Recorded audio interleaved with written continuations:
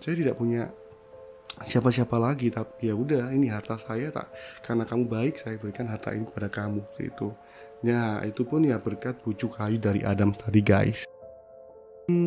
Banyak sekali kibulan-kibulan dan rayuan dari Adam, dan dia menyarankan dengan Nona Julia tadi untuk dijual.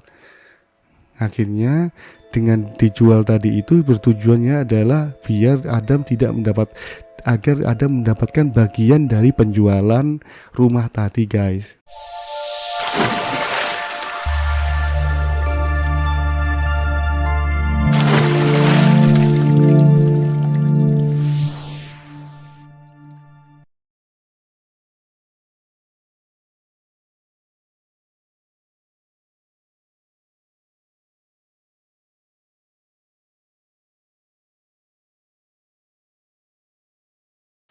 Tanggal 22 November 1952, pasien Adam yang bernama Julia Thomas berusia 72 tahun dirawat oleh Adams.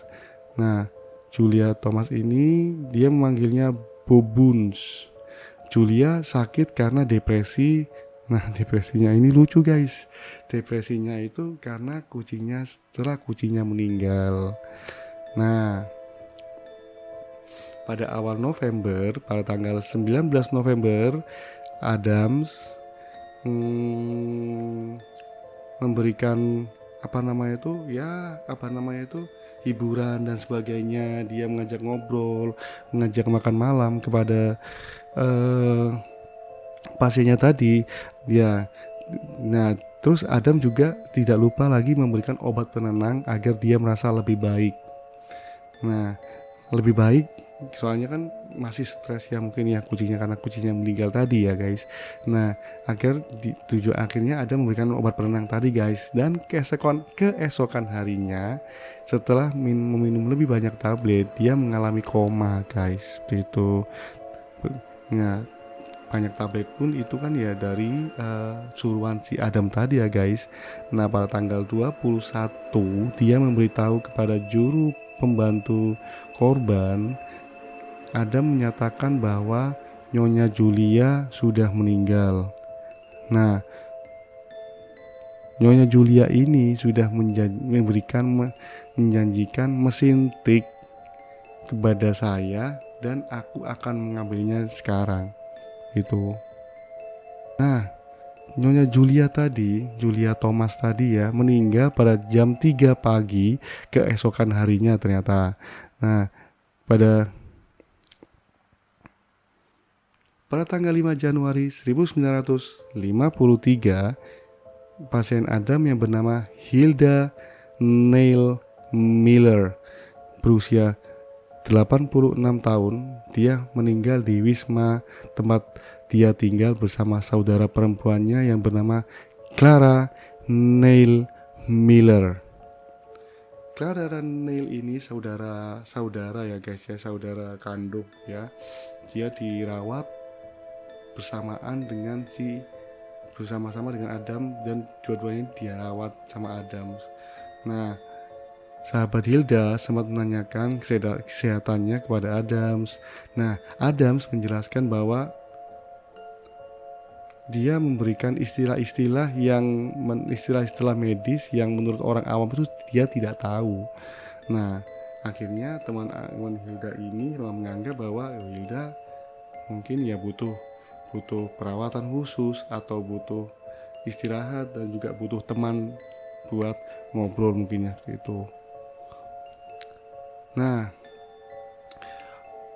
waktu itu Adam didampingi perawatnya yang bernama Phyllis Owen. Nah, perawat tersebut itu melihat Adams di dalam kamar. Nah, di dalam kamar itu dia mengambil barang-barang korban dan memasukkannya di dalam sakunya beliau, seperti itu guys. Barang-barang apa ya, kemungkinan barang-barang yang pribadi beliau yang berharga ya, seperti itu. Lagi-lagi Adams mengatur sendiri tempat pemakamannya dari apa namanya itu, Hilda tadi ini guys, seperti itu. Next. Tanggal 22 Februari 1954, pasiennya Adam lagi yang bersama yang saudara dari Hilda tadi yang bernama Clara Neil Miller juga dinyatakan meninggal pada usia 87 tahun. Nah, sahabat Clara ini yang bernama Dolly Walsh menanyakan kepada Adam, kenapa Anda sering ke kamarnya atau ke kamarnya Clara ini tadi ya guys, itu. Nah, dan mengunci pintu ketika saya melihatnya. Dolly Walsh ini melihat Adam, kalau dia selalu melihat Adam di kamarnya Clara ini guys, dan ketika Dolly melihat selalu mengunci pintu itu. Nah, pengakuan Clara mengatakan dia adalah pendengar yang baik, dia adalah orang yang baik, dia sering membantunya dalam masalah-masalah hal yang bikin dia itu pusing ya guys, masalah pribadi maksudnya ya, yang mungkin waktu tinggal sama suaminya dan sebagainya ya. Dia juga membantu memakaikan bajunya dia, dan dia sering menghibur juga itu pengakuan dari Clara tadi guys, itu kepada sahabatnya tadi. Jadi ibaratnya itu biar sahabatnya tadi itu tidak curiga atau tidak marah dengan apa yang diperbuat oleh si Adam tadi guys. Nah, pada awal bulan Februari memasuki musim dingin. Nah, Adam sedang bersama Clara waktu itu tanpa disadari seorang perawat masuk. Nah, sang perawat masuk dan melihat pakaian dari Clara ini ternyata ya, lepas guys. Itu wow. Tetapi pada waktu itu Adam sedang membaca Alkitab di depan Clara ya. Jadi akhirnya perawat tersebut ya mungkin tidak curiga guys ya, seperti itu. Nah, akhir ceritanya yaitu setelah Clara meninggal, Clara menghibahkan wasiat kepada Adam berupa 1.275 pound sterling, dan Adams menagih harta warisan tambahannya 700 pound sterling setelah kematian dari Clara Neil Miller tadi guys.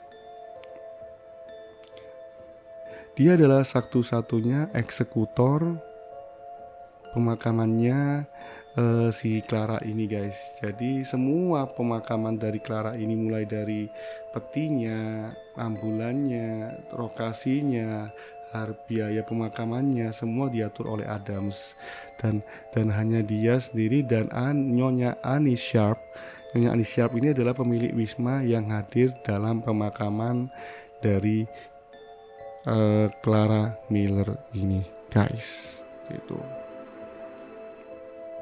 Pada tanggal 30 Mei 1955, James Downs, dia adalah saudara ipar dari Amy Ware yang tadi sudah dirawat sama Adams tadi ya guys. Nah, James Down ini meninggal di usia 88 tahun. Sebelum meninggal, dia dirawat di panti jompo dengan patah pergelangan tangannya guys. Itu pergelangan tangan dan pergelangan kakinya juga dia patah. Akhirnya Adams memberikan lagi gilanya lagi, dia memberikan dosis obat penenang kepada Downs, bertujuan agar Downs ini ya gitulah, tidak usah dijelaskan lagi ya. Nah, yang tujuan lainnya adalah dia membuat Downs ini kan otomatis umurnya sudah 88 tahun ya, jadi dia tambah pikun, jadi tambah pelupa dan sebagainya. Nah, akhirnya pada tanggal 7 April seorang pengacara datang dan ada memberitahukan kepada pengacara tersebut kalau pasiennya ini sudah bernama James tadi itu memang sudah mengatakan koma ya guys. Nah, mengatakan koma, dan pengacara tadi mengatakan kepadanya untuk mengubah.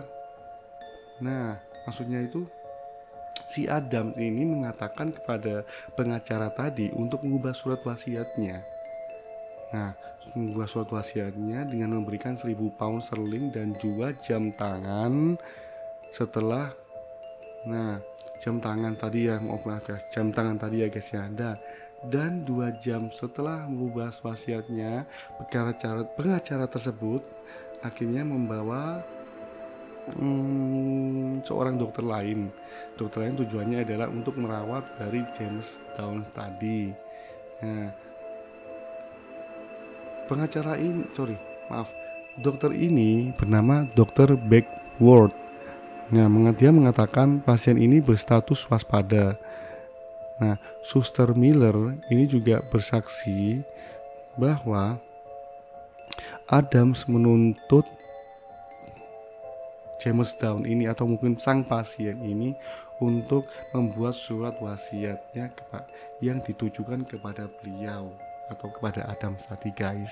Itu karena ya mungkin Adam mengatakan saya rawat mulai dari Anda sakit sampai Anda mungkin menjelang kematian, ya pasti Anda akan memberikan saya apa yang Anda berikan kepada saya gitu loh. Akhirnya dari Adam ini kan mungkin kebaikannya dia kepada pasien tadi. Akhirnya James Down tadi koma selama 3 hari, dan Adam juga menyangkal tuduhan bahwa dia tidak memiliki kepentingan uang atas kematian James Downs tadi guys di pengadilan. Suami dari Gertrude Hewlett tadi ya, Alfred John Hewlett, meninggal di usia 71 tahun, meninggal karena pengaruh suntikan morfin ke dalam tubuhnya guys. Nah, polisi sebelumnya mengetahui dia pergi ke ahli kimia, maksudnya itu si Adam tadi, untuk mendapatkan larutan morfin. Nah, larutan morfin hipodermik ini bertujuan untuk membunuh si Alfred tadi ya. Alfred tadi itu sama Gertrude ini suami istri guys gitu. Alfred meninggal duluan, Alfred John Hewlett tadi meninggal duluan. Akhirnya si Tuan Hewlett tadi itu setelah meninggal itu dia akhirnya istrinya itu menjadi depresi guys. Pada tanggal 15 November 1956, Annie Sharp, pasien yang bernama Annie Sharp, tahu sendiri kan Annie Sharp siapa? Nah, dia adalah orang yang mengubur yang terlibat dalam pemakaman dari Clara Neil Miller tadi guys, keluarga Miller tadi. Nah, tempat keluarga Neil Miller ini dia tinggal di Annie Sharp tadi. Nah, teman-teman sudah tahu kan pasti Neil Miller ini tahu tadi itu siapa. Yang pasti Neil Miller itu tadi adalah orang yang menginap di rumah Amy Sharp tadi. Amy Sharp ini pemilik Wisma tadi guys. Amy Sharp ini pemilik rumah dari keluarga Neil Miller tadi. Nah, Neil Miller tinggal Hilda dan Clara tadi guys. Otomatis Annie Sharp ini adalah saksi kunci atas pembunuhan dari Hilda dan Clara Neil Miller ini guys. Tetapi Adams membunuh Annie Sharp dan membuat keterangan bahwa dia didiagnosa kanker dengan istilah medisnya apa ya namanya kalau salah. Istilah medis penyakitnya itu karsinomatosis rongga peritoneum. Nah, tujuannya itu ya tahu sendiri kan ya, Amy Sharp ini adalah sebagai kunci dari kematian Clara Neil Miller dan Hilda Neil Miller.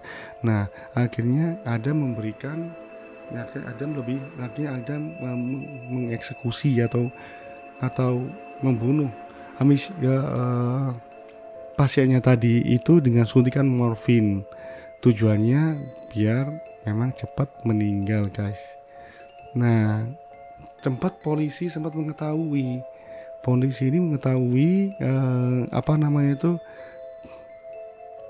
apa yang dilakukan oleh Adams, tapi ya tahulah minimnya bukti. Akhirnya Adam gagal dituntut dalam persidangan atas kematian dari Amy Sharp tadi, guys. Itu jadi jadi teman-teman tahu kan, jadi misalkan kalau si Amy Sharp ini tidak dibunuh atau tidak dilenyapkan, otomatis kemungkinan kalau seandainya terjadi hal yang tidak diinginkan, otomatis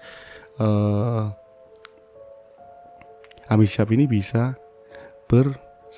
bersaksi di hadapan polisi bahwa si Adam adalah pembunuhnya Clara dan Hilda Neil Miller tadi, guys. Seperti itu. Nah, isu tentang pembunuhan dari semua kasus-kasus yang di Adam lakukan tadi, guys, itu sudah terjadi gonjang-ganjing di daerah kota sana, guys, tentang apa yang diberitakan. Nah, gonjang-ganjing itu diberitakan tentang kejadiannya Adam tadi yang sama pasiennya tadi ya, guys. Akhirnya polisi memeriksa Adam sebagai tersangka atas. Nah, tersangkanya ini polisi masih menuduh kedua pasien tadi ya, Edith Morel tadi dan Gertrude Hewlett tadi, guys. Nah, kedua pasiennya ini pemeriksaan pembunuhan Adams sudah naik ke ranah pengadilan. Dan Adams menunjuk pengacaranya yang bernama Sir Frederick Geoffrey. Dia adalah pengacara yang handal di kota itu waktu itu, guys. Itu Adams ini dijadikan tersangka dikarenakan ini laporan dari perawat dari Nyonya Morel tadi yang meninggal tadi, guys. Itu Nyonya Morel ini dirawat oleh Adams. Nah, tetapi Nyonya Morel ini juga selain dokternya Adams kan, otomatis dia juga dirawat oleh 4 perawat. 4 perawatnya ya salah satunya ya yang jadi saksi ini, guys, itu yang melaporkan Adam ini, guys. Nah, dan 4 perawat tersebut bersaksi bahwa Adams telah melakukan malpraktik mungkin ya istilahnya ya. Jadi praktek yang di luar nalar ya. Jadi dia menyuntikkan obat penghilang rasa sakit dengan dosis yang berlebihan. Nah, dengan dicampur seperti morfin dan heroin di dalam obat suntikannya tadi, guys, seperti itu. Nah, karena yang melaporkan ini hanya sekedar sebagai seorang perawat, dia juga tidak berani campur tangan, guys, tentang apa kandungan yang dimasukkan dalam obatnya, obat dari dokternya yang konfirmasikan tadi ya. Dia hanya melakukan tugasnya saja itu.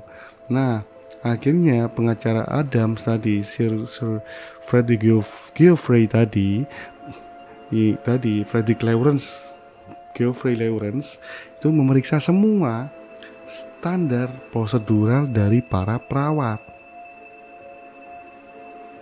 dan pengacara ini berhasil mendapatkan bukti bahwa catatan prosedural dari catatan medis, SOP, suntikan injeksi yang diberikan kepada Nyonya Morel tadi itu sudah terinci dan sesuai dengan standar operasional prosedural dari rumah sakit itu, guys. Itu SOP rumah sakit itu sudah benar. perawatnya sekian, berapa miligram sebagainya, berapa itu sudah sesuai dengan SOP-nya. Jadi akhirnya ketika menangani pasien yang parah pun itu pun sudah ada SOP sendiri, dan pengacara itu pun mengatakan pada hakim bahwa ini sesuai dengan SOP dan tidak ada kendala dengan tidak ada kendala, tidak ada yang mengindikasikan bahwa dia memberikan suntikan yang berlebihan atau mendapat suntikan morfin dan sebagainya. Akhirnya berdasarkan pihak kepolisian bahwa catatan-catatan itu ditulis sendiri oleh perawat-perawat tersebut, guys, itu secara sadar.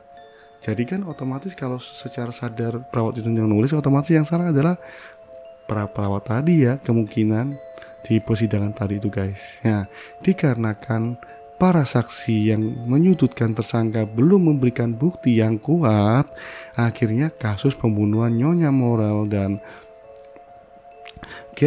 Gertrude Hulett akhirnya oleh hakim dinyatakan ditutup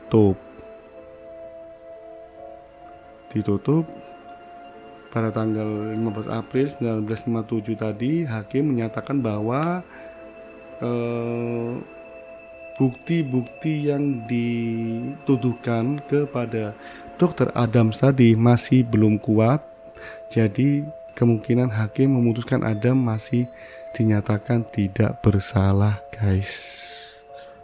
Nah, setelah persidangan selesai, meskipun vonis hakim mengatakan bahwa Adams tidak bersalah, guys, tetapi semua kalangan baik pers dan polisi atau mungkin sebagian warga atau keluarga ya, sebagian keluarga juga, keluarga dari yang pasiennya tadi ya, guys, seperti itu, menganggap Adam ini masih bersalah. Tapi hanya saja bukti yang tidak mencukupi untuk menyeret Dr. Adams ke penjara, guys, seperti itu. Atau mungkin Adams ini memang dia memberikan korupsi, menyogok ya, guys ya, bahasanya dari pihak hakimnya juga ya. Di sini tidak terjawab, sini tidak dijelaskan, guys, dan mereka menduga masih banyak korban yang dibunuh oleh Adams. Ya, selain kasus yang mencurigakan tadi yang saya jelaskan, ada kurang lebih 8 kalau tidak salah ya tadi ya, guys, itu. Nah, setelah persidangan tersebut, akhirnya Adams mengundurkan diri dari rumah sakit tempat beliau bekerja, guys. Setelah dia mengundurkan diri rumah sakit, dia beraktivitas seperti biasa. Nah, dia tetapi pada tahun yang sama setelah dia keluar dari rumah sakit, dia menyatakan mundur, dia juga dihukum lagi dengan kasus pemalsuan resep. Ya, beda cerita yang tadi itu pembunuhan, dia dituduh sebagai pembunuhan, tapi ini ya kasusnya dia dihukum dengan kasus pemalsuan resep ya, guys. Nah, tetapi dia tidak di penjara, tetapi hanya membayar denda yang dibebankan kepada Adams pada waktu itu sebesar 2.200 pound sterling. Adams menghabiskan masa hidupnya sendiri di Eastbourne, dan beberapa orang mencurigai Adams telah membunuh ya 8 orang yang tadi saya jelaskan tadi, guys. Tetapi masih banyak lagi diduga itu masih banyak lagi pasien-pasien yang telah dibunuh oleh Adams, tetapi kecil sekali. Tetapi tidak ada bukti-bukti yang kuat dan tidak ada catatan-catatan yang menyatakan bahwa dia pasien-pasiennya yang banyak pasiennya itu selain 8 tadi yang dijelaskan tadi, tidak ada yang tidak bisa dijelaskan lagi, guys, itu. Pada tahun 1961 dia diangkat kembali sebagai dokter umum, dan pada tanggal 4 Juli 1983 Adams menghembuskan nafas terakhir di usia 84 tahun guys. Nah, yang mencengangkan dari cerita tersebut di atas, pada saat kematiannya total kekayaannya Adams ini sudah mencapai 402.970 pound sterling. Nanti berapa jumlahnya nanti akan saya jelaskan di sini guys. Nih, semuanya didapat dari warisan kematian dari pasien-pasiennya yang dia rawat tadi guys. Oke guys, kesimpulan dari yang bisa diangkat dari cerita Dr. Adams ini adalah dia itu baik, dia itu ramah, dia itu pandai berbicara, dan dia bisa menempatkan dirinya di depan pasiennya adalah dia adalah orang yang terbaik untuk menjadi pendengar dan pembicara buat pasiennya guys. Tetapi pasien karena memang bujuk rayunya ini memang tidak disadari oleh seluruh pasien-pasiennya sendiri guys. Nah, dari seluruh kematian pasien-pasiennya tadi ya, di kasus yang 8 orang tadi terus yang plus Nyonya Morel dan Gertrude Hewlett tadi, teman-teman pasti bisa menyimpulkan kalau kematian dari pasien-pasiennya yang pasti satu, pasiennya itu adalah pasti dia janda kaya dan seorang wanita atau seorang laki-laki tetapi sudah tua sekali. Pertama. Yang kedua, dia bisa di Dr. Adam ini menempatkan sebagai orang yang terbaik di hadapan pasiennya. Dia membantu merawat secara tulus seolah-olah dia itu adalah saudaranya, seolah-olah dia adalah pasangan hidupnya dari pasiennya tersebut. Akhirnya memberi. Nah, tetapi dari catatan tadi yang saya jelaskan tadi guys, sambil Adams ini membunuh secara tidak langsung dengan suntikan morfin, suntikan heroin, itu yang bertujuan adalah biar ya cepet itu. Plus yang pasti sebelum kematian, sebelum ajal menjemput dari korban-korbannya, dia pasti selalu memisahkan korbannya itu dari keluarga dekat dan kerabat-kerabatnya dengan alasan apapun alasan ya segitulah, nanti saya urus kematiannya biar saudara tidak perlu capek-capek untuk biar saudaranya biar kerabatnya tidak terlalu bersedih atas kematiannya dia ya. Jadi dia hanya memberikan informasi bahwa nih si A sudah meninggal, Clara Neil Miller sudah meninggal, Hilda Neil Miller sudah meninggal, ini kematiannya, ini makamnya. Dan Dr. Adam hanya memberikan informasi kepada keluarganya hanya seperti itu saja guys. Yang terakhir, sebelum kematian dari pasiennya pasti Adam mengatakan bahwa jangan lupa memberikan nama saya sebagai surat wasiat setelah Anda meninggal. Tujuannya ujung-ujungnya yaitu warisan kematian dari pasien-pasiennya itu guys. Itu ya nggak mungkin lah kalau Adam sendiri hanya merawat, tapi dia tidak ada tujuan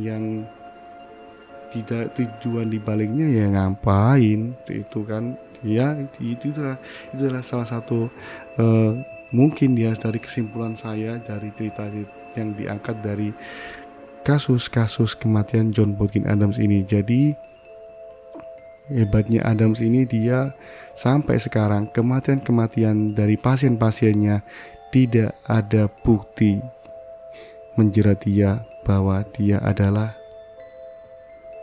tidak bukti bahwa dia terjerat bahwa dia adalah pembunuh dari pasien-pasiennya, dan dia rapi sekali. Kisah ini memang sangat-sangat gila banget ya. Jadi dia dengan membawa attitude-nya dia sebagai dokter, tetapi dia menyalahi aturannya sebagai dokter tersebut. Aturannya dokter itu merawat pasiennya hingga sembuh, tetapi dia merawat pasiennya hingga menjelang hingga menemui ajalnya. Ngeri.